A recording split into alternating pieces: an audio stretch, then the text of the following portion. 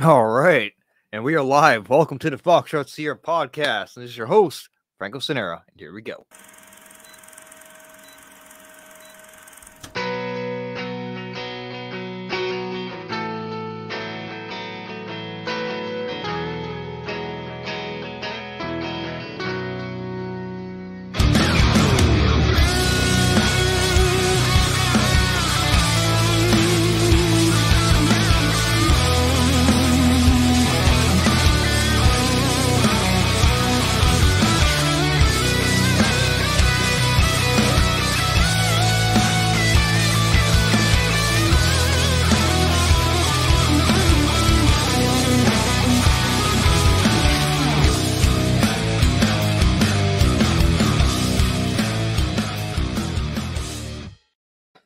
And we are back. Welcome to the Foxtrot Sierra Podcast. And this is your host, Franco Sinera.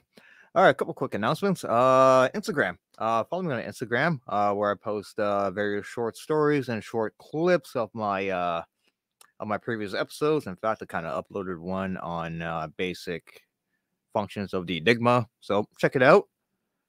Like it on your way in. YouTube.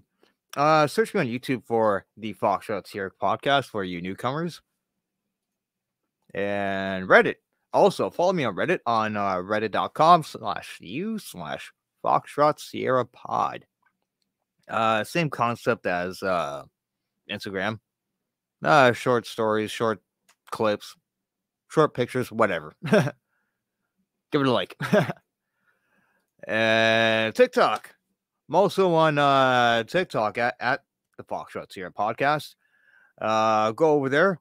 Like on your way in, so I can level up on that algorithm, which is not that hard on TikTok. Like there is a surprisingly good amount, a finite amount of people that actually like the stuff, though. But you guys are ninja watchers. You need to come to this channel and actually watch it. So yeah. Anyway, like and subscribe to the channel on your way in. And all right. Let's review last episode.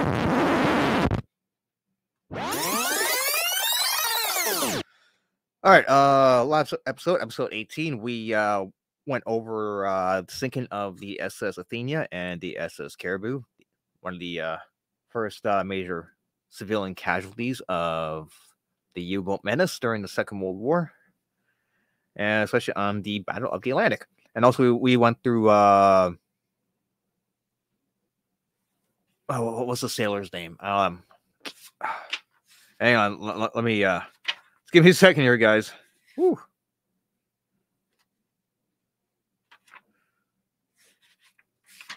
Let's see here.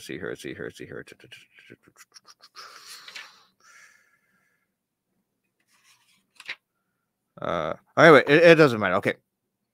So,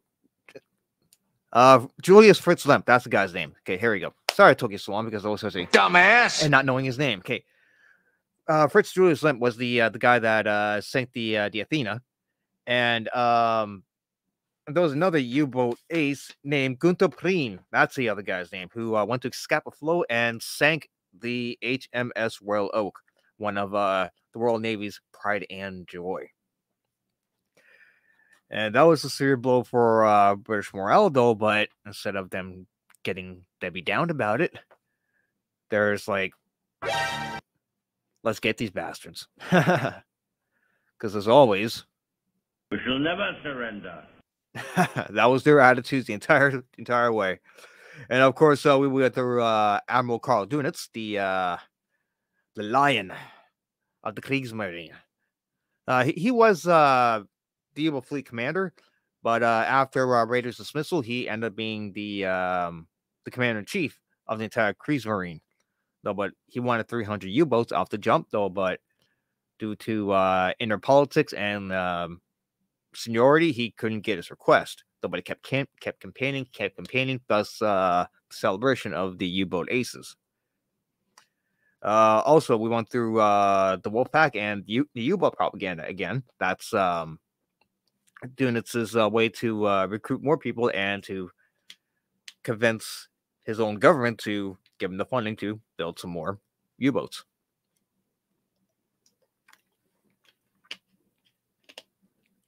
All right, also we went over the sinking of the Bismarck, because Rader's idea was he wanted to use old battleships. No, not old battleships, like classical, traditional naval warfare battleships. Because at the time, battleships were like the what do you call it? The symbol of naval power, and so he favored those, though. But Dönitz doesn't like to fight the last war. He would, because Dönitz is trying to overcome the obstacle, because he thinks U-boats would do the trick. Now, of course, the Battle of the Atlantic would have ended differently if Dönitz probably got exactly what he wanted. But who knows? Yeah, we can go on a conspiracy all you want.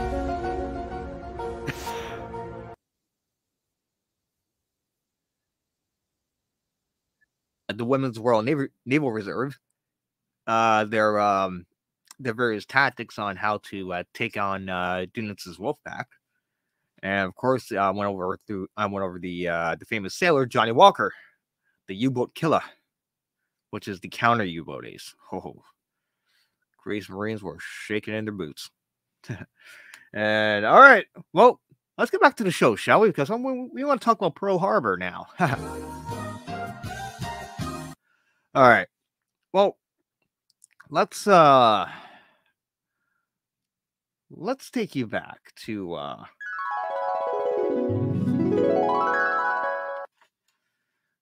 episode. What episode was that? Episode 13, Empire of the Rising Sun. We kind of went over Japan's foothold in the world power, starting off with the defeat of the Imperial Russians during the Russo-Japanese War, which took place in 1904 and 1905.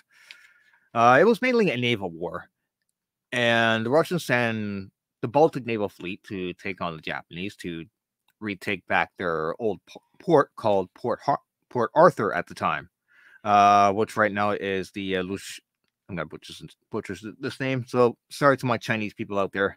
Lushunku District, China, which is in China. Okay, so Japanese. Well, I would put it in a short form for it. Japan whooped that ass, like whoop Russians' ass, like at the seas, because what they did was kind of outmaneuvered the entire Baltic fleet, and the Baltic fleet was not in good shape by the time it reached its destination. So we can talk more on that. Actually, go on episode 13, like it on your way in, and you can actually know the sweet content over here. All right. And so they actually have a what do you call it? Recognition to the world now, that they're like, and actually the whole world is like, What? What the fuck? yeah, that's what we're talking about.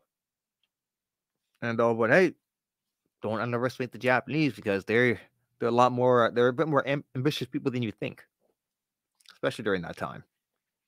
Because during that time, they wanted to prove to the world that, hey, we're normal just like you Westerners, so we want to be treated the same. Because they won racial equality clause, which we'll talk about more later. Of course, Japan's role during the First World War. They were a war against the Imperial Germans under Kaiser Fedrich. And so on 27th of August to 7th of November, they took the Imperial German city port of Tsingtao. And also I guess you can say like certain areas of the Pacific that the Germans once had. And they had a seat at the Treaty of Versailles. They really didn't have much say in to the treaty, though, but they were there. They were there to sign it. And after the war, again, this is where we go back to the racial equality clause, because they want equal rights for their citizens, like free passage to like places like Canada, United States, Australia, like any of the Western countries. And how can I put it this way without The Western world is just a bunch of racists, and they're like, no way, go away, fishhead, or some racist like that. And they went home angry. The Japanese went home like frustrated. Can't blame them, right? They proved to the world that, hey, we're powerful just as much as you are. We have ambition just as much as you are. We just want to be treated equally. And yeah, again, it was a very segregated society at the time, so that clause really didn't pass. Of course, let's fast forward to hang on, right into the Great Depression, which kind of hit Japan, and their demand of silk kind of went down because that's their main export, and so they kind of turned into their own samurai, their old ways of the samurai, Bushido. And so this what do you call it?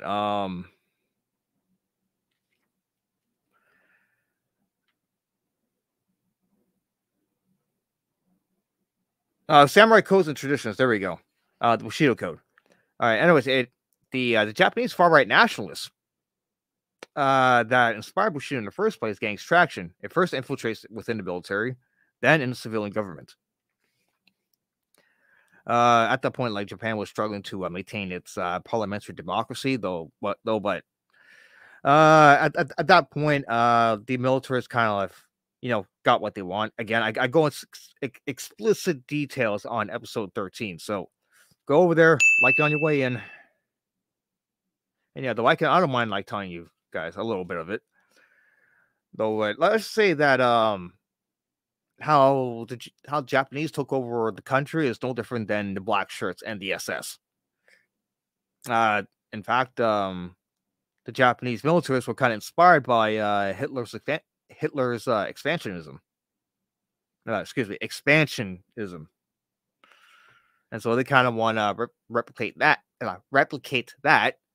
and outside their borders as well, saying, "Hey, these Western nations that seized, took, stole, pretty much pick your verb, land all over the world, especially in Southeast Asia, and especially they kind of felt that, hey, the Asia is supposed to be for the Asians, because if you see right here in the slide, you have Burma belongs to Britain, French Indochina, which consists of Laos, Cambodia, and Vietnam, of course, belongs to France. And you have Malaysia and Singapore, Britain, the Philippines, the United States of America, which they themselves took from the Spaniards during the Spanish-American War. Dutch East Indies, Indonesia, it belongs to the Netherlands, and you got Hong Kong, Britain. I forgot to list Macau, which is also a Portuguese colony. Again, it's another Tsingtao, Hong Kong, what I like to call it. But there you have it. And so, therefore, Japanese are like, okay, let's go expand to China.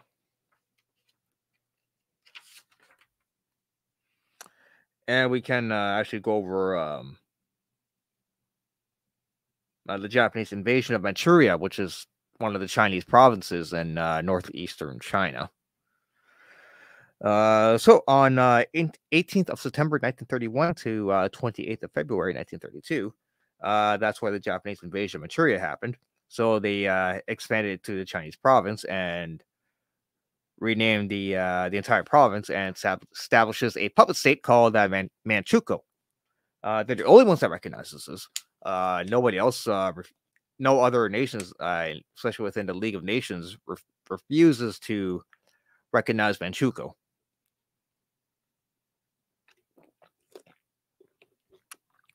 And let's talk about the grape of Nanking. Oh, we all know that. We all know what happens in Nanking. So, in short form, the Japanese military practically raped and pillaged an entire city of Nanking. And this is like one of the most horrific moments in human history. And not just Chinese history. In fact, in all of humanity. It questions the motive of the human race itself. It's like, how can people actually go through that? Like, what drives a person into doing such great atrocities? War is hell. War is not pretty. War is ugly. Reason why I teach this stuff is just so that hopefully that we don't start another one. Russia, Ukraine. Anyway. Sorry, folks. Anyway, back to the show. Yeah, so the whole world's kind of pissed about that. And so the West, especially the United States, kind of slowly like put in sanctions against the Empire of Japan. It's kind of a little closer to home than you think, folks, though. But let's not talk about that. Let's talk about then, not now. Though back then, they were putting economic sanctions against Japan, like taking them slowly, though, but stop like selling them lumber, then steel, or metal, or any other precious minerals, whatever. Slowly but surely, but Japan kept expanding, and they even went to the League of Nations delegate, one of their diplomats, basically went in there and addressed the entire nation, saying, "Hey, you Western nations practically colonize half the world. Why can't we do the same thing? Because we're Japanese." Sounds like hypocrisy to me, Western hypocrisy. So the fact that you deny us the same privilege that you guys have is an insult. And so pretty much he just said them. And Japan continued to expand the territories in China. And at the time, like the imperialist Chinese was at the west side, and it was the West's actually the West, especially United States, Canada, Great Britain, and on every one of those guys, they felt they had the obligation to be China's protector against outside aggression, and that outside aggression is, of course, Japan. And so the Japanese were kind of pissed about that too. So, like, whatever, we're going to do our thing. And if they keep cutting us off, hopefully they don't cut us off in our oil. Once that happens, it's going to push us into drastic measures. Because as you see right here, there is oil in this region. But the oil is in the Dutch East Indies, and they have a lot of it. And so Japanese want that. Worst case scenario, though, but guess what's in the way? The United States held Philippines. All right. So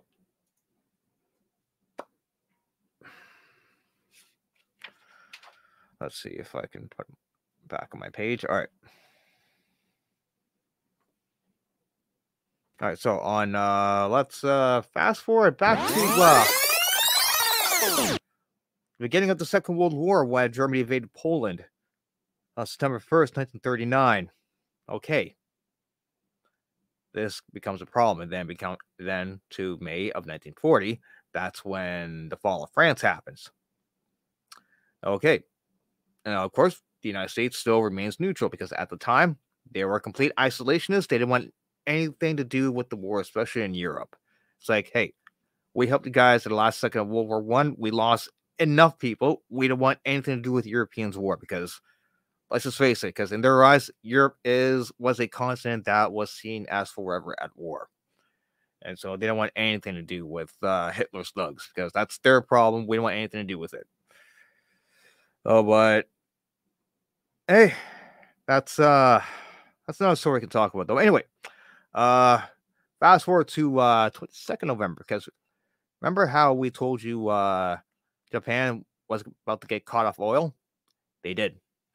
Remember the fall of France, May 1940. Later I think it was the end of the year, Japan invaded French Indochina, because remember the Netherlands fell, and France fell, and the colonies, as you see here, is practically ripe for the plucking. They're like, ooh, these are nice. We should take that colony, that colony, that colony. Oh yeah.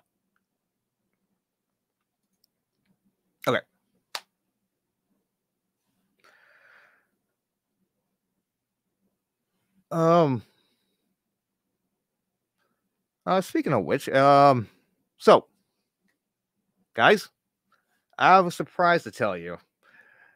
Okay, this surprise right here, I have a special guest over here, and who is this special guest? It is DL Saint from DL Saint. I really want to know podcast. What's good, fam? Hey, what's going on, DL? How's your day going? Oh man, it's going, man. I had my day was all right, but we had some family issues here. And here in Florida today, there was a coordinated event where probably some incels decided to be funny to call in prank active shooter information into the police department from Dade County, Miami-Dade County, Broward County, Palm Beach County, and then up here in Central Florida as well. And my little cousin was caught in that. Oof. Yeah, man. So luckily it was not a real active shooter event, but I was gonna say no one hurt. No, but it's all kind of stuff. But like I said, man, you know what I mean? Man got to stick to his word. I'm like, all right, I got something I got to do, and then we're going to get back to making sure everybody's cool. It's just a matter of getting, everyone calmed down and like, especially talking to my little cousin because she's really shook. But, yeah, man, it's crazy. So, yeah, bro. But other than that, just another day. It's another day in Florida, huh? Another day of... That's it, man. Exactly. That's how we get down out here, man. Just another day, bro. So what's good, man? What's up with you? Not much. I was kind of going over earlier Japan and what kind of led to the events of the Pearl Harbor attack. I was kind of going over when the United States finally cut Japan off of its oil. Because at first, I was talking about how they were kind of doing small sanctions against the empire. Kind of not so different than today. Against a you know what country, against a what other country in Europe. Get my drift? So we're not going to talk about now. We're going to talk about then. So back then, they were cutting sanction by sanction by sanction, and then when Japan invaded French Indochina after the fall of France that we discussed earlier, the United States is practically like, all right, they're like, What the fuck? Yeah, that's it. We're cutting you off oil. And they will think that, okay, we're going to cut you off we're going to we're placing an oil embargo against Japan. We will give you back the oil if you just practically reverse your expansion. That's it. You can keep some territory, though, but if you stop your expansion, as of now, we will let go of the sanctions. And Japan was just like, nope, not happening. And that's what kind of led to the naval task force being assembled at Hitokappu Bay over at Pearl Harbor. Actually, I've got an article I'll show you right here. So, well, Dio, what would you what's your take on Pearl Harbor? Stroke of military genius. You know what I mean? I was just sitting here now writing notes. Like when we talk about Pearl Harbor and how that went down and how the Japanese move, they like to have these long, elaborate plans where certain things have to happen at a certain time in a certain sequence, and that's how they get down. And they pretty much pulled that off. I mean, it was a couple hitches along the way, but the biggest thing that messed Japan up was the declaration of war. Japan planned to have the declaration of war delivered in Washington at a certain time. Well, they didn't count on people pushing the ambassadors off to the side, not taking meetings on time, people running behind schedule. They didn't count on that. The Navy, they were on the clock, and they, most military people, when it comes to attacks and stuff like that, now you don't want to be late. So this attack came while America was at a state of peace with another sovereign nation, with Japan. And so when the ambassadors finally gave the information, the declaration of war, the attack had already occurred. You're looking at different time zones, and that's what led to America's sheer hatred of the Japanese. Pearl Harbor was the rallying cry for World War II, just like much like the remember the Lusitania, you know what I mean, was a rallying cry for World War I. So, but Pearl Harbor even more so. And that also led to the disparaging, the horrible treatment of Japanese Americans. Yes. You know what I mean? When you talk about internment camps and stuff Japanese like that. Canadians. Oh, there were, dude, we have our own internment camps. Like, everyone likes to paint Canada as this innocent country. Oh, dude, no. Like, we had our internment camps are probably just as worse as yours. Yeah, I was on Unplugged Alpha last night checking out Rich Cooper. Shout out to Rich Cooper. Oh yeah. And he was talking. He had a brother on there who was talking about his family court horror story, like this divorce gone wrong and this and that. And this man has lost so much money. And I'm listening to the story, and then it dawned on me, like, wait, these guys are in Canada. You know, because I'm listening to what they're talking about, provinces and stuff like that. I'm like, oh, whoa, this is Canada. Yeah. I never really gave much thought to it. That other countries were getting railroaded, and I'm talking about men in other countries getting railroaded. Oh yeah, women, you know what I mean, by the system. Like, wow, and you know, and I actually went on. Rich actually pulled me on the platform. I kind of waited, and he pulled me up, and I asked him, you know, like, why is that? Why is it that men have such a hard time cutting loose? I just noticed that, and he actually. He had to think about it, you know what I mean? He gave me a really good answer, and I was just like, oh, that makes sense. And his answer was basically, men aren't used to it. Women, and he was like, well, he's like, he asked me if I was familiar with the concept of war brides, and at first I wasn't, and I was like, well, he's making reference to when people are conquered. Yep. And then the women, of course, are open to the conquerors. They're gonna give themselves to the men who took over. And they're gonna have babies and all that. And I'm like, yes, I am familiar with that. And he was like, well, that's the Sultans. Yeah. I mean, it's been like that from the beginning of time. It happened in, you go back and look at all the people, look at the spike in German heritage throughout the world during the years of World War II. Same thing with Japanese. I mean, you just kind of look at that. Same thing with Genghis Khan way back in the day. Same thing with the Romans, right? You name it.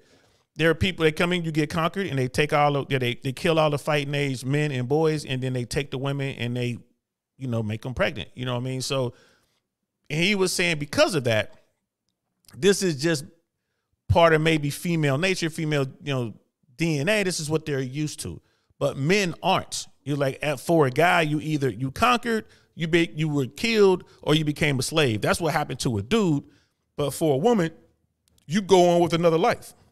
So, look at Coco Chanel. Like we talked about that. You know what I mean? So, so I was like, oh, that makes sense because this is new to men on a genetic level. Like this is new to us. It's hard for men to cut loose. You have to either be killed in combat, or you conquer somewhere, or you become a slave. But you don't just, let's work it out. And dudes are just getting crushed.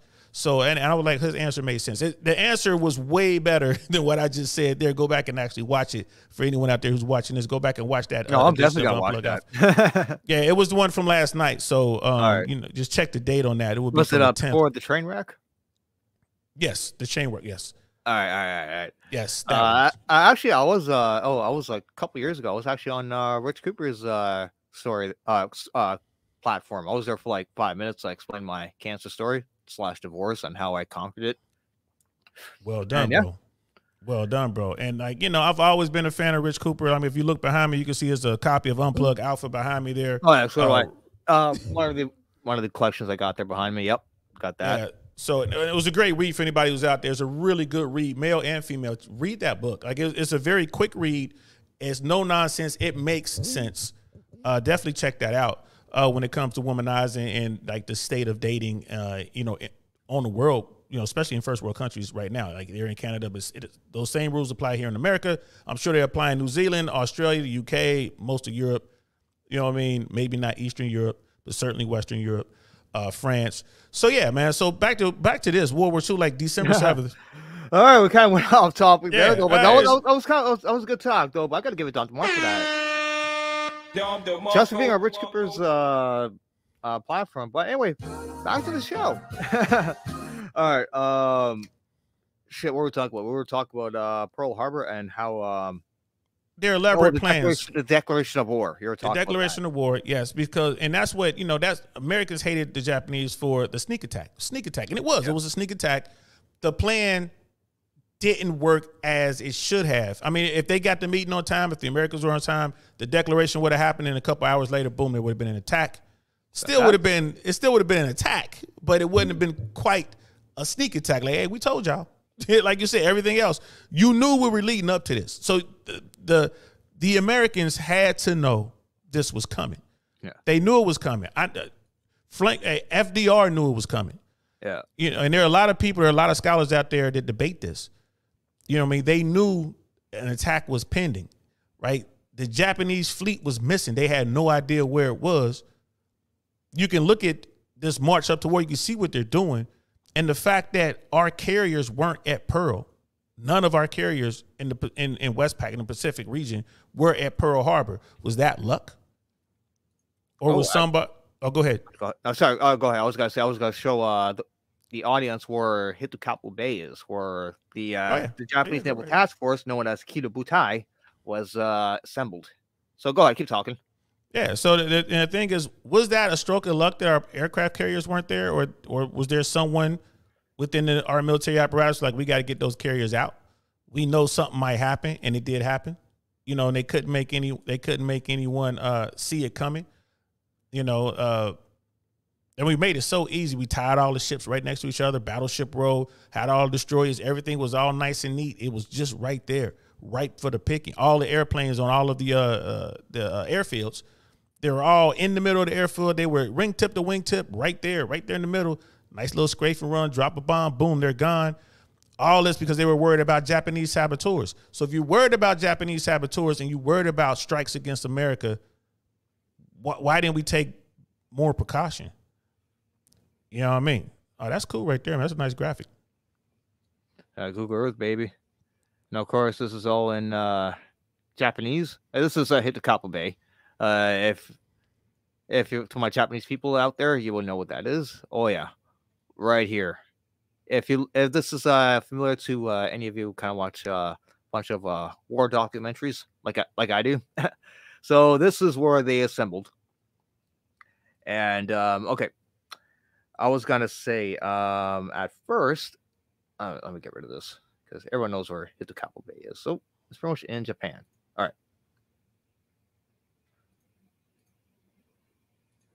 Actually, I want to do this first. Sorry.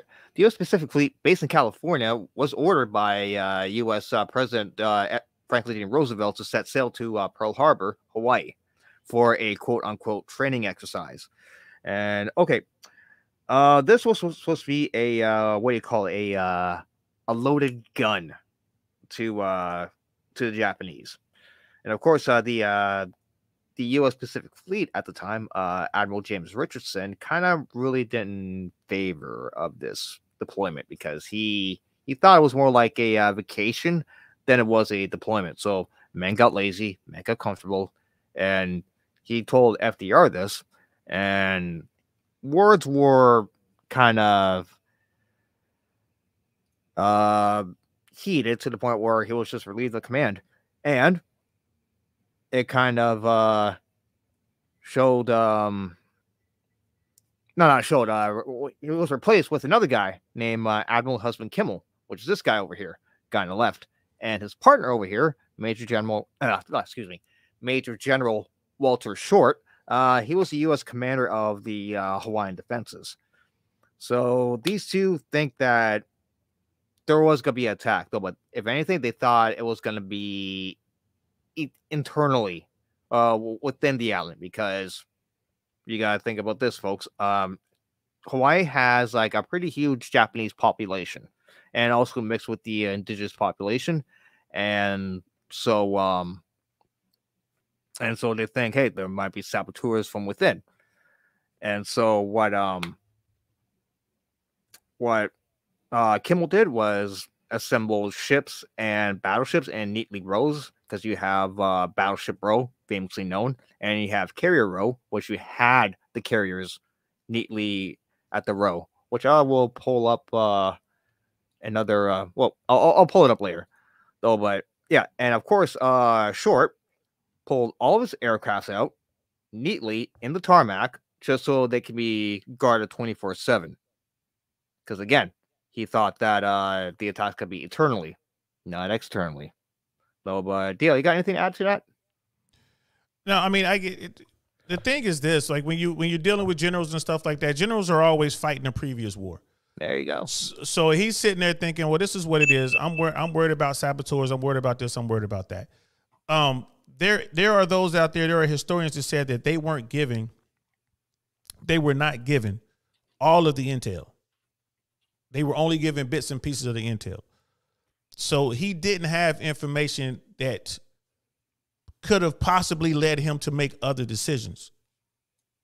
Reference the war, this pending attack. He only had information like, oh, we're good. There are no problems.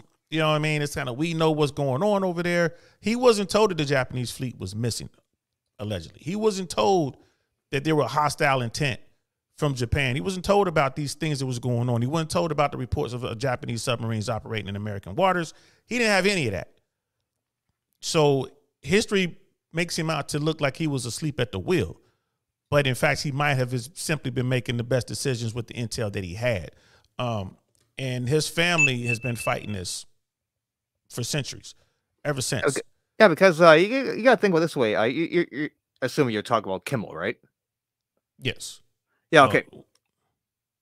Yes, Kimmel. All right.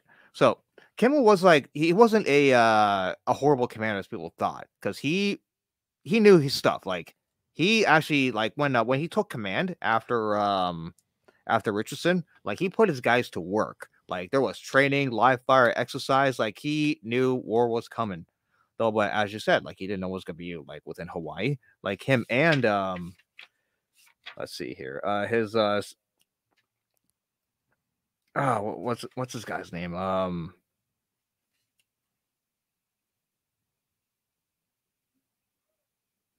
sorry, I'm having a brain fart. I'm sorry, I'm being a dumbass right now.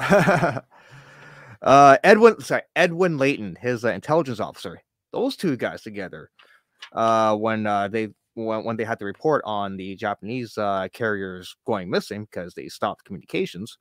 At first, Layton thought that they might be setting sail.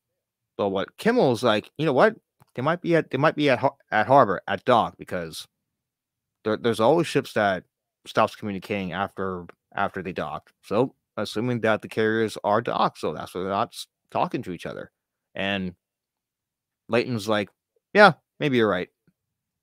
So, but Layton knew beforehand. So, but what's your take on that? I mean, he's suspected. There's always, I mean, there are hawks out there. You know what I mean? Especially in the American military, there are always people like war. Like, you look at what's going on now in Eastern Europe, right? And there's a lot of talk right now about, the bomb, like the big one. Oh, it's about to happen. You got all this talk coming out of the White House. There's always people who are beating the war drum. And then there are people who are sitting back like, well, let's look at everything. Maybe that's not the case. As a commander, it's your job to figure out what's what. Kind of like what Andrew Tate says, right? There are two opposing sides, and then the truth lies somewhere in the middle. It might be closer to one end than the other, but it's somewhere in between. And as a commander, that's your job to figure that shit out. You know what I mean? Kimmel goes in, he gets this command. He's a lifetime Navy guy. You know what I mean? Gave his life to the United States military. That was his thing. He gets the command, and he doesn't get all the information. He makes the decisions based on what he had. I mean, they had radar. They had radar that painted this huge formation coming. But they're like, it's some B-17s. They're flying in from California, from San Diego. You know what I mean? And so you get this, and then he wakes up Sunday morning. He looks out his window and he sees this attack, and he knew what time it was. He's like, it's over. It's over. How could I miss this? How could we miss this? And of course, in hindsight, everybody sees it. Well, but there were people saying, I told you, bro. You know what I mean? But you didn't listen. Now you got to own it. And this is the buck stops here. This is what this is about. No matter what, he had to eat this. And it was his family, long after he was gone, who went and have been staging a fight to clear his name over the decades. But at the end of the day, man, it was on Kimmel. Mm-hmm. Absolutely. And yeah, give you a like for that, because people, DL just dropped you a shit ton of fucking gems right there for you, right there. That's stuff that you'll never learn in high school. You should. Like, you should learn that in high school. Yeah, you should know, but it's not taught. It's not taught. Absolutely right. So he was demoted. I pulled up the Wikipedia real quick, and it was like, yeah, he was demoted and all that, but I guess it was 1999. Cause I said his family's been fighting hard to get his name restored. In 1999, he was restored to a 4-star general, admiral, 4-star admiral, full admiral. But Clinton did not act on the resolution, and neither have any of his successors. So that's what they wanted to do. But I mean, he had to fall on his sword, man. That's what it boils down to. He had to fall on his sword. And that goes with the territory, man. Mm-hmm. All right. Well, to show you right here, this is the route that they took. Okay, so at the top, okay, they took a northern route, and right on the voyage was not an easy voyage. Like you think, okay, Pacific, it's nice, it's hot, it's like it's probably near it's near like the fall / winter. So even though this the Pacific might be sunny, no, that's not the case, because during the voyage, like it was practically winter there the entire time. Okay, so the Japanese like take off with their task force with all 6 of the carriers, like all 6 larger deck carriers. And they set sail in a what I call a box formation. So you have battleships and heavy cruisers guarding the flanks. Like 0 radio communication whatsoever. So the only way to communicate with each other was like flashing lights and via Morse code and flag signals. DL, you're probably familiar with that back in your service. Like did you have to? Army didn't do that. Army didn't do that. Boy Scouts did. The army didn't do that. Still, the Navy still does that. No, not the Army. The back when you were ATC. Yeah, no, we don't do that. We had light gun signals, but no flags or anything like that. That's some old school stuff right there. The Navy aviators still know. The Navy guys know the signals and all that with the flags, and they know Morse code. And that's what they use the lights for Morse code. So they're still trained on that to this day. So you got these guys out here driving these F-18s and better. Still, they still know Morse code. Oh yeah, and of course, like during the voyage, like they can't even throw garbage out, fearing that an American submarine might be around and pick up some garbage and be like, "Oh, it's a fleet around." Yeah, they couldn't even risk that. In fact, they had to conserve their fuel. That they didn't like pretty much the use of fresh water and heat were discouraged. So the pilots, the sailors were just bathing them in cold salt water on the voyage to Pearl Harbor, as you see right here. You see how the Japanese get down? They're real meticulous the way they plan these things. I mean, everything you just said was true. And just think about that. You got this massive fleet with all these people and all that trash and all that human waste and all that everything. And they're like, nah, we're going to keep all this on the ship until the attack is over. And once the attack is over, then we're going to, and that's, you talk about hard men. You know what I mean? That's hard. That's a hard life. You know what I mean? That type of discipline, that type of dedication, you know what I mean? And they're riding around on state-of-the-art, ships at that time. So you look at what they had to endure, and you're right. When they took that northern route, it was bitterly cold. It's like going to the North Pole. They had to deal with that and then get back into the warmer climates. So how many dudes are running around with the sniffles, getting colds and fighting that off and still dealing with what they got to deal with? You're in Arctic conditions, and you got to take cold saltwater baths. You know what I mean? So you just, you just rinse yourself off. So them dudes would rank. I'm telling you right now, man, they smell bad. That's how it is. That's military. Yeah, that's the military, bro. Oh man! All right. Oh, let's talk about these 2 interesting Japanese characters over here that were kind of played a key role in the attack. These 2 over here is actually these 2, and I was going to show you another one later. Okay, guy on the left is Marshal Admiral Isoroku Yamamoto. This guy was pretty much the commander-in-chief of the entire Japanese Navy. And guy to his right is Vice Admiral Chuichi Nagumo, the guy who commanded the forces that attacked Pearl Harbor. Because, all right, I kind of want to pull something over here.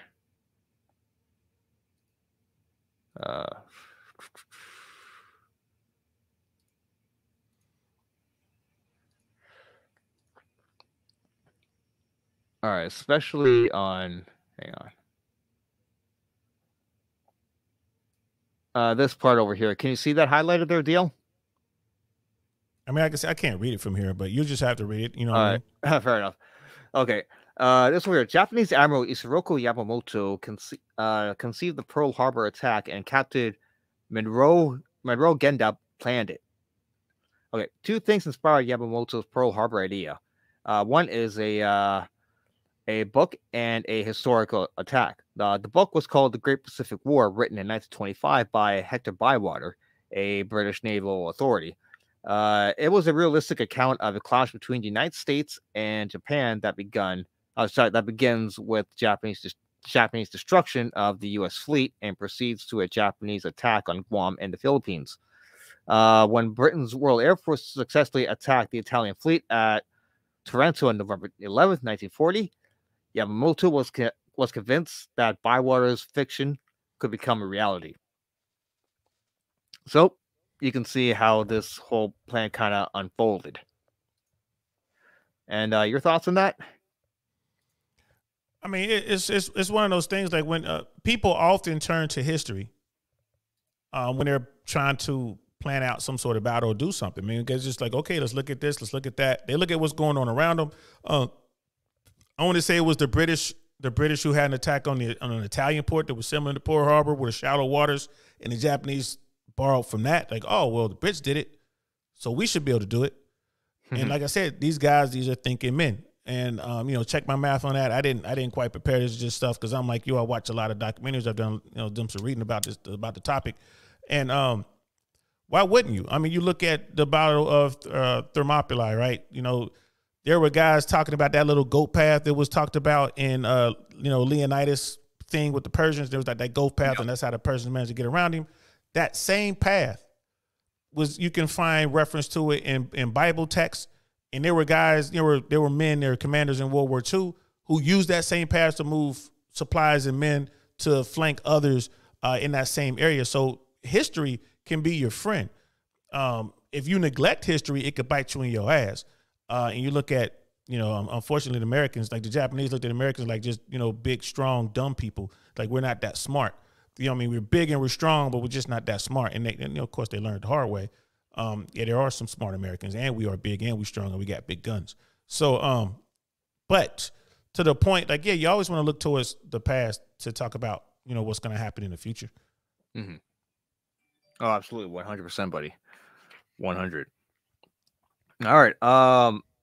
Yeah, I kind of want to talk about more about, this, especially the guy on the left here, Isoroku Yamamoto. Think about him as, I don't know, a Japanese version of Rommel.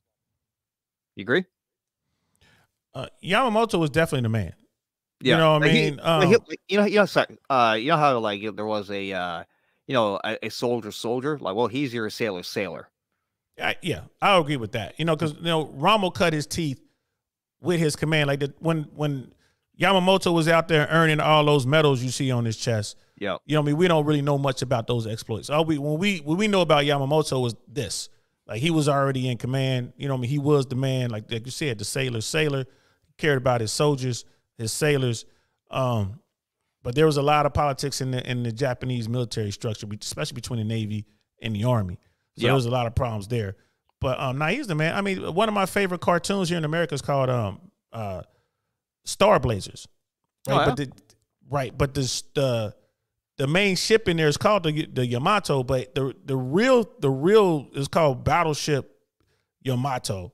Yep. That's the Japanese version. And of course that's him. It's all sorts of statues and things named for Admiral Yamamoto. Mm-hmm. You know what I mean? So like that, I think originally that was the name, and then they brought it over to Americanize it and they changed it from Yamamoto to Yamato. But it's the same thing. You know what I mean? It was just, Americans just wasn't ready for that. Even back then, think about that. You go back to as far back as the 80s, the Americans have still got a problem with the Japanese, bro. Like that war, that war was brutal, especially in the Pacific theater. Mm-hmm. Yeah, because remember, Japanese, they were getting shit on before the war. Remember, before you came on, I was talking about Japanese role after the First World War. They wanted like they pretty much presented a racial equality clause. Basically, they want to be treated as equals, have the same privileges as an Australian, American, Canadian, whoever. And pretty much the West was like, nope, go away, Jap. And they kind of went home all pissed off and angry.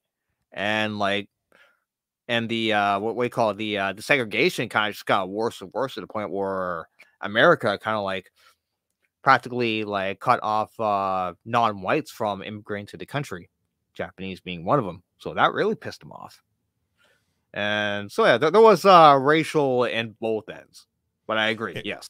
Definitely, man, and be careful with the, like with the JAP, because we're living in this sensitive world, man. You'll have people come at you because you said that, and even though that was the headline in America when they attacked Pearl Harbor, so you got to be careful with that one. But because people will take any opportunity to say that was a racial slur, and it's like, come on, man, like we're talking about 1940s era. It is what it is. But you're right. And, the Russians underestimated the Japanese, and they got dealt with. The Japanese handed the Russian Navy a serious blow. This is back in the late 1800s or early 1900s, if I'm not mistaken. I'm not as familiar with those Navy battles, but the Japanese broke their foot off into the Russian bear's ass. And that's kind of like, look, everyone looked down on them. It was like that whole racial bias, and they have no idea how tough the Japanese were and probably are to this day. That Bushido code, man, was nothing to play with. Yeah. You know what I mean? I was actually discussing that live before you came in. But yeah. No, especially of I was gonna say, especially Yamamoto. Like he was he definitely followed the code good. Especially he was Yamamoto over here, like he was an idiot. He knew exactly what was going on. He knew joining Japan joining the Axis powers was a big mistake, because he knew that Japan can't go to a war with an industrial giant like the United States. And however, if you want to attack them, we gotta attack them like where it hurts the most. Yeah, that's what we got to do. And he was hoping we can just scare them away. Mm-hmm. Like he knew they couldn't beat him in a drawn out battle. And there's a quote out there that the historians say that Yamamoto didn't say this, but it's been attributed to him. And he was like, I fear we have awakened a sleeping giant. Like that quote is at the end of Pearl Harbor or Tor with terrible resolve. And filled him with terrible resolve. They attribute that quote to Yamamoto, but they were saying that it's possible he never said that. That might have been some creative license. But I agree with you in the sense that he knew what he was dealing with. He knew America, and he knew Americans very well. This was definitely well thought out, and it was a gamble. It was a gamble, much like Midway was a gamble. You know what I mean? It just didn't pay out for him. Like, a lot of people are like, well, they devastated us on Pearl Harbor. Yeah, but they didn't get the aircraft carriers. They didn't get the oil. There was there, the oil facilities and all that kind of stuff. They didn't hit that, which was right there. They should have hit it. I don't know why they didn't. They knew that was supposed to be the third wave. Because we will explain that. We'll explain that later on in the podcast. But we will get to that. And we will get to that. All right. Something I want to show you as well. Okay. This over here, this first this guy over here. All right. These several words. DL, you might heard this one. This dispatch is to be considered a war warning. Probably heard that, right? Yes. All right. Yeah. So this is the first warning that Kimmel got. And so it pretty much goes, negotiations with Japan looking towards stabilization of conditions in the Pacific have ceased. An aggressive move by Japan is expected within the next few days. And so again, it's telling there might be a possible Japanese attack either in the Philippines, Thailand, or the Kra Peninsula, or possibly Borneo. Yes, but I think that the Army they didn't send that like top priority. No, it was so that's the problem. It wasn't sent like, yo, you need to. In the military, they separate messages. If you want something eyes on, there's a priority for that. And I don't know what they're using these days, but when they sent that, they just sent it regular. It wasn't top priority. Had they sent that top priority, maybe the commanding staff would have seen it. Who knows what they would have done with it? You know what I mean? We'll never know. Mm-hmm. And okay, I was going to show you a, hang on. Another screen. There we go. All right. Over here, this is Pearl Harbor, right? And Oahu Island in Hawaii. Now, okay. Geographically, it looks like a great location to house your entire Navy Armada. And we zoom here where it all happens, right on Ford Island. And you see right here, this is where the famous USS Arizona. So if I'm circling right here, this was Battleship Row. And if you move to the outside of Ford Island, around here, this is supposed to be, actually over here, this is supposed to be Carrier Row, where the three the carriers, I believe, is the Hornet, the Enterprise, and the Yorktown. Or was it the Lexington? Not until later. I want to say, I think you're right. You have to check that, but definitely the Hornet. All those three were there, and there was another one, a fourth, but I think it was out on cruise. All right. So there you have it. Okay. So geographically, okay, the waters of Pearl Harbor are like roughly like 40-ish feet. Standard dive torpedoes, they have to go down 50 feet before they have to resurface again and go on to its target. And so the Americans kind of banked on the idea that, hey, our shallow waters will prevent from any torpedoes. So they believe that the whole entire harbor is pretty much anti-torpedo. No, but that ain't the case, because the Japanese figured out a what do you call it, modification in their torpedoes. So they put wooden fins at the end of the torpedo, and so when they drop it, not only it will sink down 50 feet though, but it will stay shallow. Like, think of the fins as a a barrier. So it will break the fall of the torpedo, and it'll just drive into shallow waters without diving, if that makes sense. Mm-hmm. And so they start modifying that on their torpedoes. So the Americans kind of shot themselves in the foot, thinking that the whole entire harbor is anti-torpedo. Especially they got intel. Let's talk about different kinds of intel between the two parties. Okay, so you got the guy on the left who was a Japanese boots on the ground, Takeo Yoshikawa. And on the right we had the famous Edwin Layton, United States Navy naval intelligence officer. He later on he was kind of responsible for the intel they had on Midway, causing a huge victory on the U.S. though, but that's another slideshow. That's another podcast that we talked about. But anyway, Takeo, this guy would pretty much like take photographs of the entire harbor. He would go on voyages around the base. Especially he will go on what we call an aerial voyage. I call it, because I think they have like sightseeing with airplanes at the time. But really, he was taking photographs of General Taylor's lined up aircraft that he has neatly in the tarmac. So Takeo Yoshikawa, he knew exactly what to look for. He went as far as diving underneath the water with like a little breathing tube, just to make sure that no torpedo nets around the harbor, which are not, because again, Americans banked on the idea that the entire harbor was anti-torpedo. The way, anything you want to add to that, DL? No, I mean, it's pretty. They had a good spy, a well-trained spy, and he was there. He wasn't the only one. They had a well-placed network, and it sounds like he did his thing. I mean, they were they knew where everything was. When they did their training, they had it scaled down to the inch.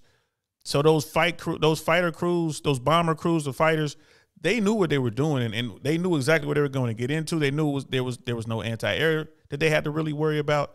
They knew Sunday would be the best time because, you know, it's Sunday. They're just out having fun, light duty, no one's up.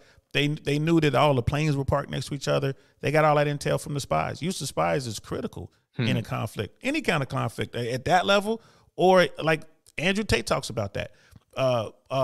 Fresh talks about that. The using females to go and get information from dudes. Like, hey, go hang out with this guy, because guys will tell a beautiful woman anything and everything. Oh yeah, guys are simps for that shit, guy. Yeah, so that's the use of spies. That's effective use of spies. You get this intel, you get this information, and then it's up to you to do with it as you see fit. And all right, should we should we start on the attack of the harbor itself? Yeah, it's your call, bro. And just so you know, I got about another like 20, 25 minutes, and then I got to make some calls. Cool. Me too. I'll try to wrap this up in 25 minutes then. And all right. Okay, we show Pearl Harbor over here, the island of Oahu. The blue airway kind of represents over here. That is the first wave. The red represents the second wave. All right. Yeah, Nagumo had the call word. Clout Mountain. What's called climb Mount Nitaka. That's pretty much their code word saying pretty much like peace with it. What any chance with peace with the United States has now ceased to exist. That's a go order. The same as military. That's a go order. When you hear that, we're go. That's it. That's what we're listening for. If you don't hear that, you got to fly back, return to base. Yep. Like even Japanese ambassadors and like embassies in Washington were starting to like burn documents, destroying their coding machines, because when you're at war with someone, like there's gonna be a lot of FBI, or I don't think it was FBI at the time, though, but a lot of federal agents be knocking at your door, seizing papers like FBI, open up! No, they had the feds back then because the feds were chasing down all the moonshiners and the rum runners. So okay. Because you had what's his name, the short dude. His name become Hoover. No, that was the president. It was it'll come to me. But the leader of the FBI was a guy who was never a cop. He had the FBI humming, doing their thing. So the FBI played a big role in World War II. Right. It's right on the tip of my tongue. It is on the tip of my tongue, but I'll let you know in a second. All right. No worries. It will come to you. So anyway, okay.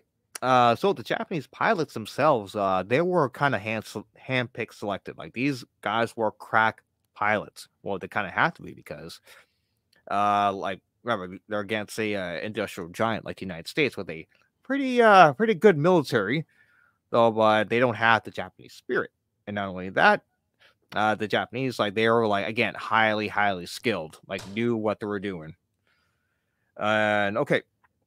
Yeah, and you're right. It's J. Edgar Hoover. J. Edgar Hoover. Yep. There you go.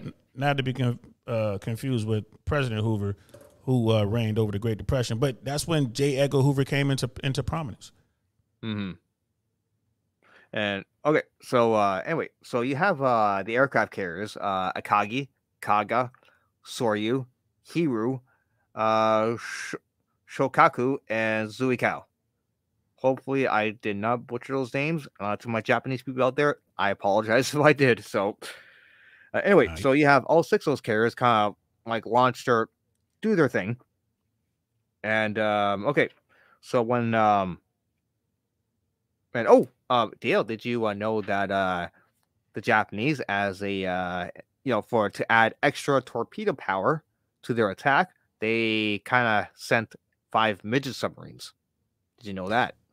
Yeah, I know one was engaged by a destroyer, and I know one was, taken out. I don't know about the rest. I think one got caught in a net. One was depth charged.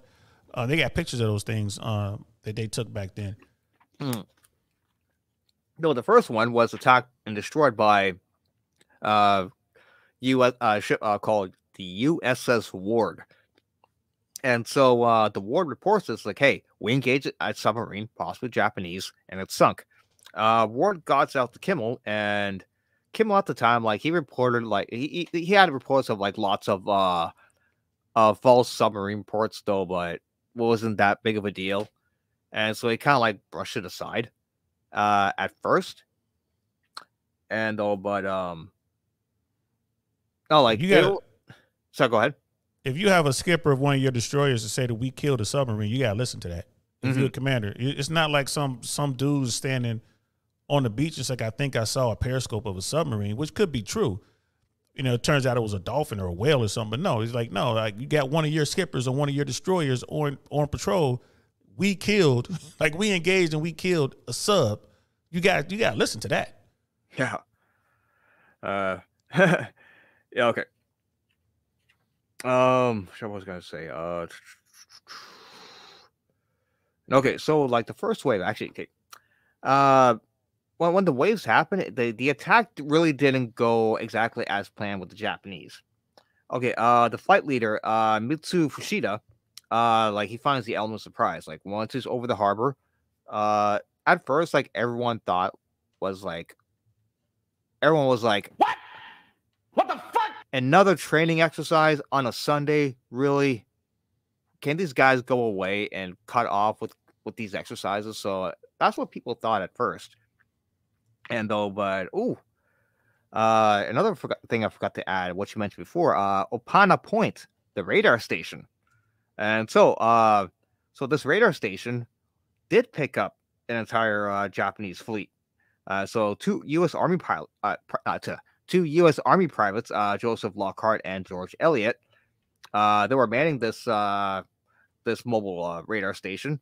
Just to they were there just to study how radar works, and so they picked up this large size. They did report it to their commanding officer, though. But their commanding officer, Kermit Tyler, at the time, was also told the same thing. He was also there to study how radar works. And in the back of his mind, he recalled a report of a group of B-17 bombers from the mainland coming in from Hawaii. And they were using Hawaiian music as a navigation system. And he was kind of hearing that Hawaiian music earlier that morning. So he thought, okay, those are our B-17s. Don't worry about it. And yeah, it kind of reflects what you said, DL. They did pick it up on radar, though, but they ignored that shit. And yeah, of course, the submarines. I think I gotta correct myself there, DL. Actually, the submarine sinking kind of caught Kimmel's eye a little bit because, in fact, he had a golf game with General Short and cancels that golf game to go back to headquarters because he knew something was going on. That I forgot to mention. So anyway, back to the attack on Pearl Harbor. Okay. Yeah, you know, there's a movie called The Final Countdown, like from the 80s, an American movie. Kirk Douglas is in it. I don't know if you've ever heard of it, but I just sent you a clip from that movie where you can see basically the premise of the movie is this American aircraft carrier from the 80s encounters this weird storm, and they wound up in Pearl, like in Japanese waters in 1940s. Yeah. So there's a scene. So I just sent you a scene, not to play it. I mean, it's probably copyrighted and all that kind of stuff, but I just sent you a scene that you can check out just for I will. Yeah, for just to laugh. Nostalgic. Yeah, because you got these two Japanese zeros encountering against two F-14s. And this is when the F-14 was hot, so that you'll definitely get a kick out of it, man. It's a scene where the pilots are reporting back to command what's going on, and they're like, "What do we do?" Like asking for permission to engage, and it's a good scene, bro. I just it's in the chat. Good old fashioned American movie making. That is hilarious. Oh. Anyway, what was I gonna say? Back to the attack. So anyway, flight leader Mitsu Fushida finds the element of surprise like intact. Okay, no one saw us coming, And so he's supposed to fire a flare. One flare supposed to be surprise achieved. Two flares supposed to be surprise not achieved. Attack immediately. So he fires his first flare, and his flight leaders weren't getting the correct formation that they're supposed to be in. And so Fushida kind of makes a mistake, firing another flare just to confirm that everyone sees that flare. Though, but that wasn't the case. His other flight leaders see two flares. Surprise not achieved. So instead of Battleship Row getting attacked first, Wheeler Airport gets attacked first. And it's supposed to be the other way around, because the whole idea is if you attack Wheeler Airport first, like all that smoke is going to get in the way at the harbor, and it's going to make the jobs more difficult for the torpedo bombers, which that happened. And so the torpedo bombers were actually, Fushida was like,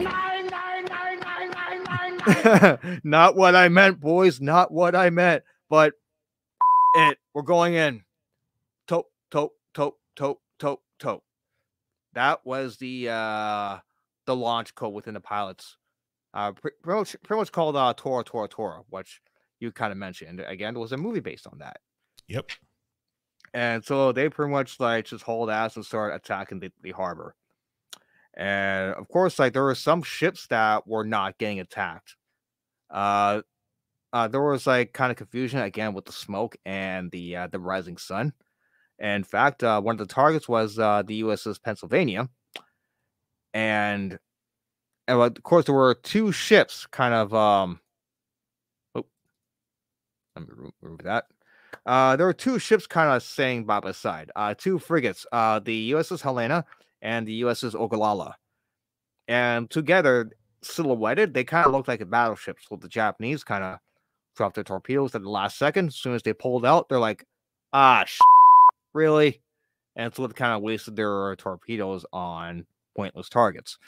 And especially this one battleship that they were briefed to avoid, the USS Utah. Because the USS Utah was completely demilitarized, and so it was attacked anyway. An error, thinking it was the USS California, especially the USS Pennsylvania, which, by the way, the USS Pennsylvania was in dry dock, completely missed by the first wave attacks. Anything to add, Deal? No, I mean, when you get into the battle plans, I mean, it's the fog of war is just that. It's the fog of war. Once you get in there, you got to rely on your training, you rely on your instincts. Like you get in there, like we're gonna take some targets out. So like we thought it was that, we fired it. Look, they have silhouettes in the airplane with them. They're looking at it. They're looking at the target. Looking at the silhouette. Yeah, that's it. Fire. You know what I mean? And then you realize you're getting closer. Oh man, that's not it. That's two boats right next to each other. Oh well, it's still shipping that you're hitting. So anytime when they count that, a battleship is great, but shipping is still shipping. That's one less ship. Even if you got one that's like, well, this thing has been demilitarized, doesn't matter. Still take it out. Because just like they took the weapons off, they could put the weapons back on. So it's still a win. You know what I mean? When you look at it like that. So that's the fog of war. It's never, my experience in the military, I don't care how hard and how long you train, when you get your boots on the ground, when you get to the target area, things never go the way it's supposed to go. Ever. Like ever. All right. These aircrafts I'll show you right in front of you. These were the aircrafts that were participated in the attack. All right. So you have your dive bombers, the D3A1, the Val, and the bottom is your famous Mitsubishi A6M20, which is at the time the most advanced aircraft of its time. Like trying to go against that, like something like actually, this is one of their dive bombers. Again, something like that, a P36, like especially at the top, the P26. Of course, it looks a little obsolete, and the P26 was the same very planes that General Taylor had them all neatly stacked in the tarmac. And so the reason why I show this is because these planes were destroyed on the ground, along with the P36. Yeah, there were a couple that got airborne. They did have a few pilots that were remote and were able to get airborne and engage. But we're talking just a handful, like maybe 6 guys. So again, that shows you there were people in command. There were people in command who were like, "This is a dumb idea, sir, to line up all our planes like that and not have our men on alert." But they would take their best pilots and put them out there, and these remote airfields with their own personal crews. And when the attack happened, those guys here run out to their birds, got airborne, and did what they could. But what are you going to do? It's two guys against an entire, armada, squadron after squadron after squadron. There's only so much they can do. Mm-hmm. And okay, this plane right in front of you. This is I forgot to mention that down. But that is the Nakajima B5N Kate. So these are the torpedo bombers I was telling you about. And okay, for them to actually dive, they were trained to cant their nose 4 or 5 degrees and then drop the torpedo, so their torpedo can actually lay flat. Because once they're armed, they're kind of cant down 4 degrees down, so that's why they kind of have to cant their nose up to get that perfect aim. Yeah, and you have that. I mean, whenever you have a weapon system, there's always some certain things you have to do to, how to make this weapon work its best. So you get a lot of that with aviators. You know what I mean? You get a lot. You know what I mean? Especially back then, you have to, you would have a weapon. It's like, well, the sights are funny, so center mass is not going to be right in the crosshairs. You want to be up and to the left 2 points or down and to the right 2 points. That's your weapon. So you can sit there. You don't have to worry about the sights. All right, I got it. You putting rounds on targets. Plus, you got tracers. I don't dive bombers and torpedo planes, same thing. They know what they're doing. That comes with training. That's why you train so hard. Yes, sir. Yes, sir. And all right, this is the right here. This is the pretty much a display of like ships that were taken out. The black kind of represents the ships that were completely unscathed. The yellow are, some are decently damaged, and the reds were like completely destroyed or sunk. As you can see over here. Yeah, and the famous one that we all know is the USS Arizona, which was got destroyed by one of those dive bombers I was telling you about. What do you call it? Yeah, the Vals. So what the Vals were carrying was a like a battleship shell modified into an air bomb. And they're so heavy they can only carry them one at a time, and have to be at a certain height for gravity to do its work. And so they will have like 5 in formation, and they were trying to go at the ones that were behind the other battleships, because you have I'm not sure in Rodo, but you have the Virginia, the Arizona, of course, the California, which was completely destroyed, and I don't know. Let's long story short, these bombers actually got a good hit at the Arizona, lands in one of the turrets, right where they house their munitions. Yeah, the ammo stores.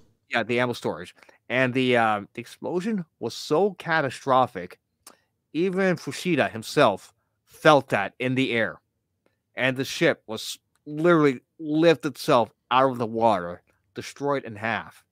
Like, this was like a catastrophic explosion that they've ever seen.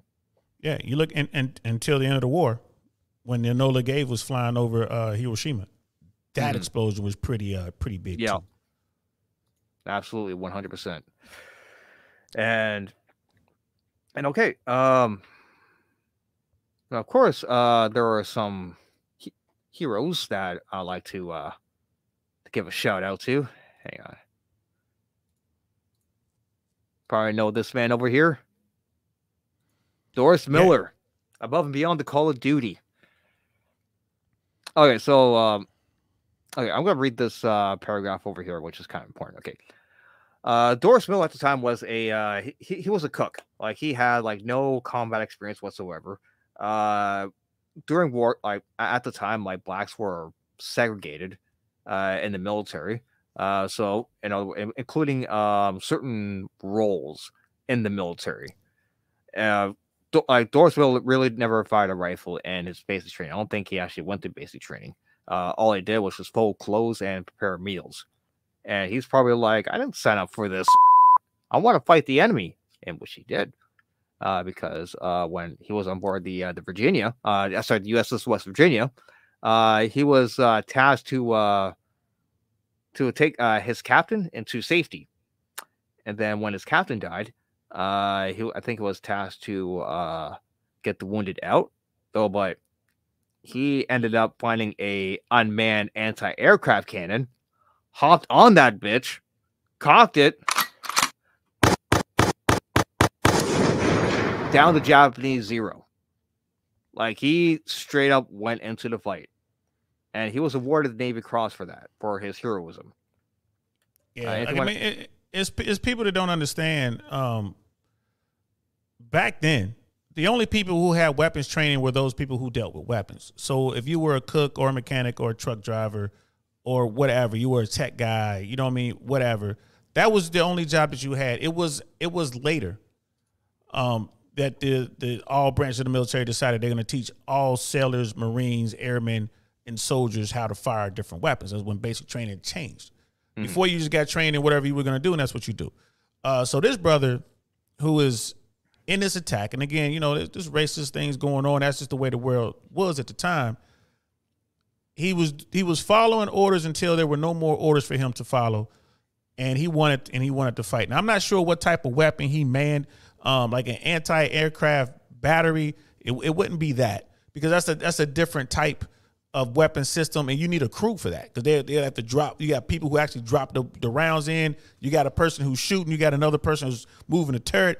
I think he manned some type of machine gun, some type of heavy machine gun, which even still is difficult, because when you're firing a weapon, especially a machine gun, automatic weapon, you have to know what to do with the barrel. You can't just, like in a movie, just hold the trigger down and just fire indefinitely. You will melt the barrel and you actually kill yourself. The barrel will melt. The rounds will backfire. You know what I mean? You will kill yourself if you're not careful. You have to know how to change the barrels and stuff like that. Now, there were certain weapons used back then. One of the machine guns, like a 30 caliber water-cooled machine gun, was actually hooked up, had water that would circulate to keep the barrel cool. So you can fire that weapon almost indefinitely. That weapon was used a lot. It was prominent in World War I. I think Brownie made that. Yep.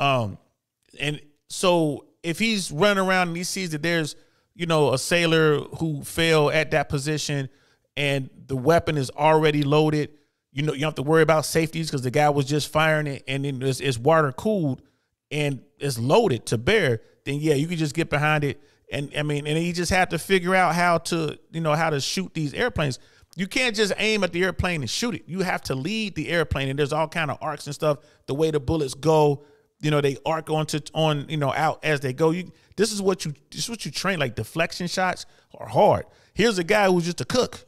He's probably, if he ever fired a weapon, it probably was like his granddaddy's shotgun or something. But he's never fired a modern weapon. So what he did was nothing less than astounding.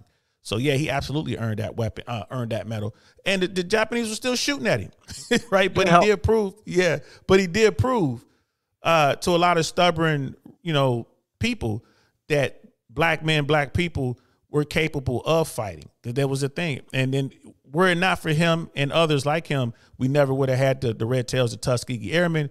We never would have had fighting units, you know what I mean, like the Triple Nickel, you know, the All Black Airborne Unit. I think they saw action in Korea. We never would have had all that. So I mean, yeah, it's nothing short of miraculous what he did. It just shows you how people, you know, with true grit can just get down, bro. You know what I mean? So yeah, absolutely, you had to show that. Don DeMarco for Doris Miller. Don DeMarco. All right. Have you heard of the USS Nevada?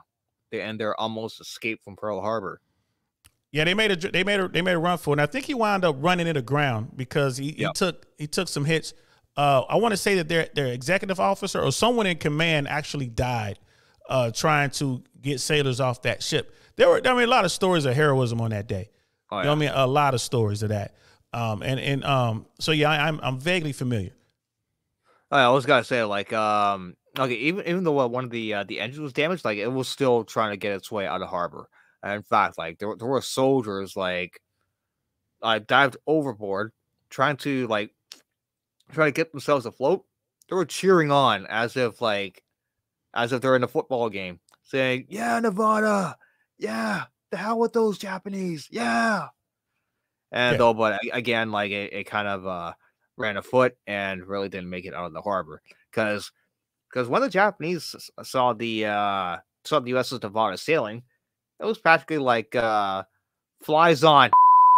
Like they were all over that ship, like near miss after near miss after near miss. Finally, like just got the ship. Yeah, and then they ran on the ground because they didn't want to block the harbor because they knew at some point we're going to get these ships back, on the way. You know what I mean? It's not like, okay, you shot up all of our battleships and all of our cruisers and that's it, our destroyers. Like, no, we're going to fix all that shit, which they did. So the captain made a command decisions and just ran her aground, which basically means he ran the ship up onto the ground so as not to block the harbor, which again, good for them. And yeah, you're gonna cheer that on. You sitting there, you're getting your ass kicked, and you see someone making a run for it, making a break, trying to get out to open water so they can do some damage or whatever they're gonna do. You need that, and that again, it shows grit. These are the things that get sailors and Marines and soldiers, ready to fight. And again, America was ready to take this war to the Japanese, and that was you look at World War II, fighting in Europe was bad. But fighting that island hopping campaign and fighting the Japanese in those conditions, what the Marines endured and some Army units endured it was crazy, including the Australians. You had the Aussies involved. You had some Brits, you had New Zealanders. You had so many people involved in that. It was just, Burma was just horrible. You know what I mean? Like you look at the stories of Iwo Jima, the stories of Guadalcanal, the jungle fighting and all that in those conditions. They didn't get to walk up on villages with people coming out with wine and bread and sexy women coming to show how grateful they were to be liberated. They didn't get none of that. They got malaria. They got dengue fever. They got trench foot. That's what they got. So, those guys really faced it. Oh yeah. So Canada played a key role. You mentioned Burma. Canada played a key role in trying to get supplies from British India to British Burma, so it doesn't exactly get fall to the Japanese. Yeah. Yeah, that was dangerous. Yeah, Getting those supplies in there. Yeah, that was definitely dangerous. The Japanese knew whoever was trying to bring them in there. It's like, yeah, okay, the Canadians are trying to do it. They're going after them. So, yeah, bro. I was going to mention actually, what was I going to mention? Oh, yeah, speaking of grit and heroism that you mentioned about. Okay. You did mention about 6 P36 took off. Yes, they did. Two of them was Lieutenants Kenneth Taylor and George Welsh. These guys were kind of like there was a parody version of these two. You might have heard of them. Guys that were played by Ben Affleck and Josh Hartnett in Pearl Harbor. Yeah, and then they were played by two other actors in Tor. Like these two guys, they will live on in history. Yeah, okay. So watch Tor. Like it's old though, but it gives you a more accurate version of Pearl Harbor. So anyway, these guys were actually playing a game of poker the night before, still in their tuxedos. When the attack happened, they just pretty much just didn't bother to get changed at all, and hopped over to I forget which field it was. They had two remote fields. Not forget the name of the. It was Wheeler Airport. Okay. There were in no, it wasn't. It was not Wheeler Airport.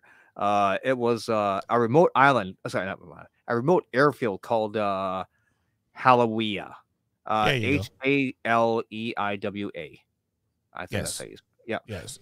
So anyway, they actually got their P36s and managed to shoot down a few Zeros. Wheeler Airport. That's where the other 4 took off. It was led by another lieutenant named Lewis Sanders.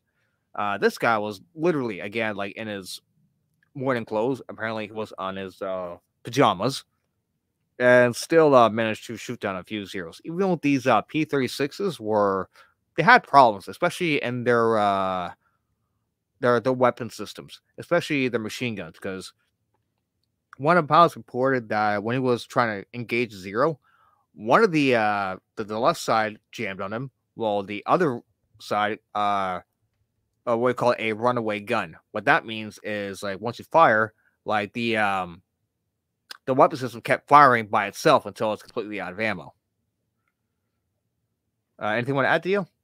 No, you're absolutely right. And I mean, America wasn't geared up for war like we are now. Mm-hmm. So it is what it is. But again, these pilots knew they knew their equipment and they knew how to do it.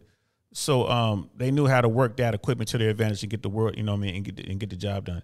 And I want to say the Flying Tigers used these aircraft. Really slow, really outdated airplanes, but they knew they used P40s. They used the Curtiss P40. That was the Flying Tigers. That was the upgraded version of the P36. Right, and then you had the Wildcat, which came online and it saw a lot of action in the Pacific, followed by the Hellcat, and then the Corsair, and you had all sorts of airplanes came after that, and eventually it led to the P-51, which did its thing, and again the Japanese going up against an industrial juggernaut. There's no way the Japanese could keep up with all the stuff that the Skunk Works was just coming up with these airplanes and sending them out there. I mean, it was what it was. But yeah, bro. Like good show, man. You gotta keep doing this, man, because people don't know. They don't know. They don't know. Before we wrap things up here, we're almost done here. I got a couple more notes here. I just want to talk about the waves here. There were 3 waves. Okay. The first wave to hit Wheeler Airport, Carrier Row and Battleship Row.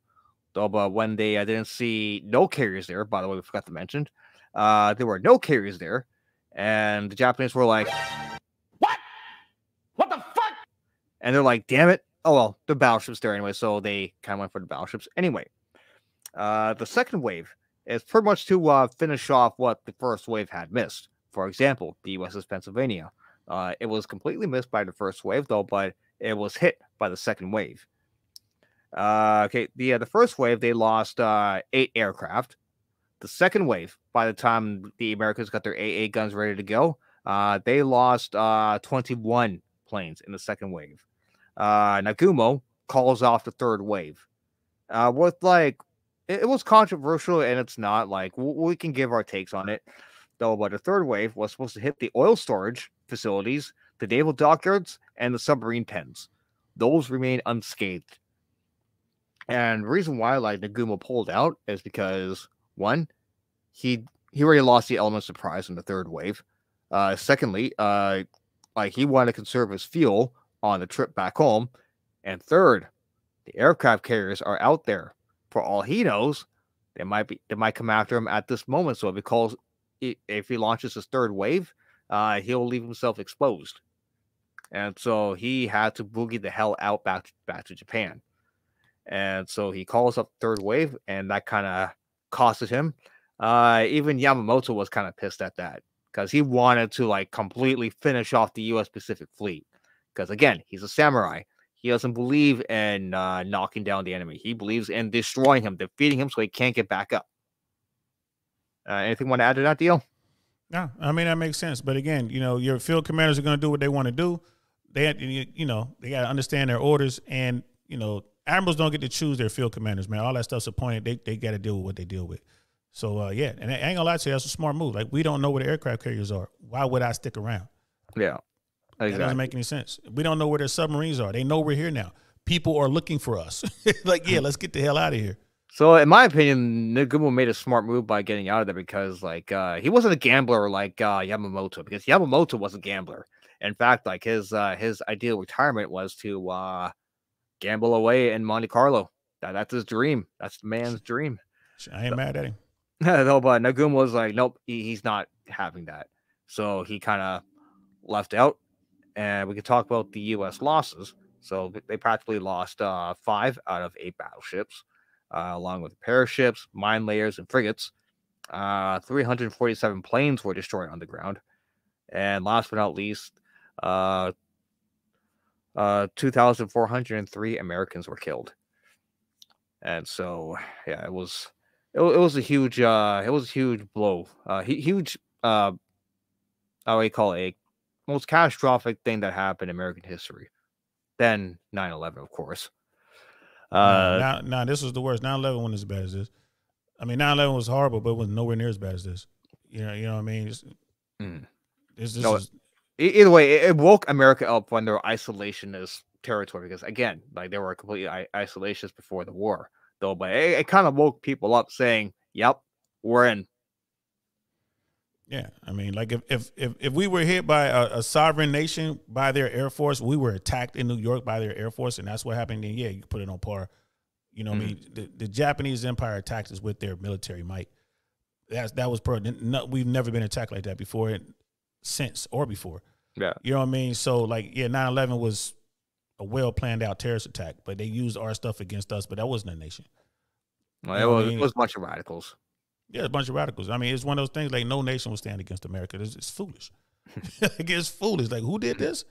What flag was on those airplanes? Yeah, we're about to go see them right now. Yeah. We'd have been at their country before they returned. But yeah, it was definitely different. Yeah. Some historians would say that Japan lost World War II when they dropped the first bomb into Pearl Harbor. I believe differently. I believe that it was Midway that kind of things up for the Japanese. Again, that's another podcast we can talk about. So, you probably understand what I mean, right, Theo? Or I definitely get what you're coming from. You're right. That's definitely another talk. You know what I mean? Like you talk about Midway, that changed the game from Japan. They went from being the aggressors, from being on offense, to 100% defense. And we got a private chat here.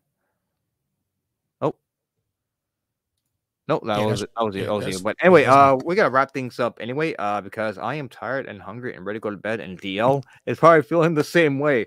Though, but next episode 20, I will talk about the Coral Sea, Doolittle's Raiders, and Midway.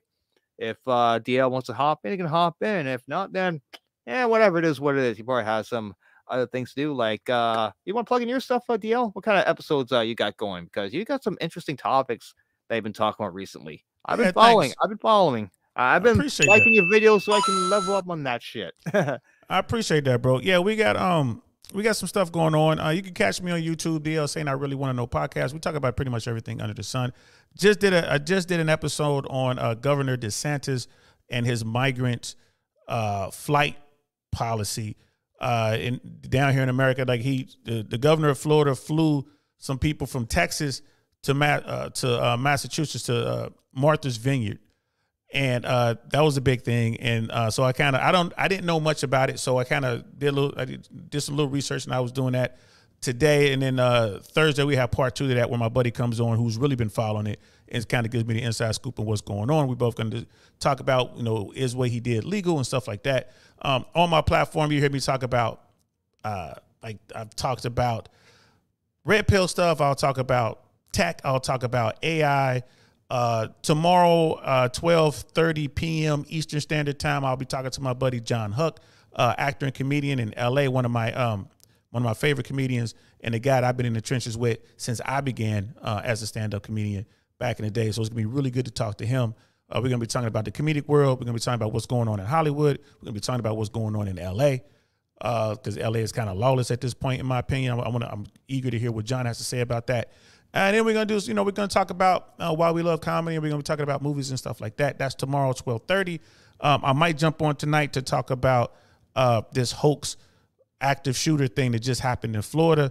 But before I do any of that, I got to check in with my family and make sure my little cousin's okay, because her school was affected.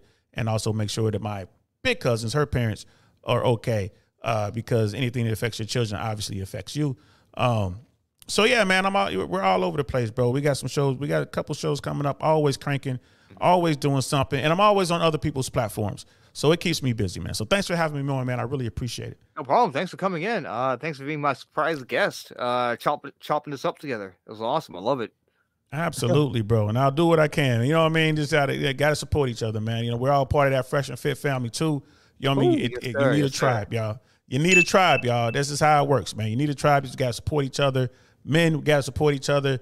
And overall, in our villages, our tribes, we gotta support each other, man. So that's what we're doing here. So keep up the hard work, man. I know it's a grind, but keep doing it, bro. Don't let it go.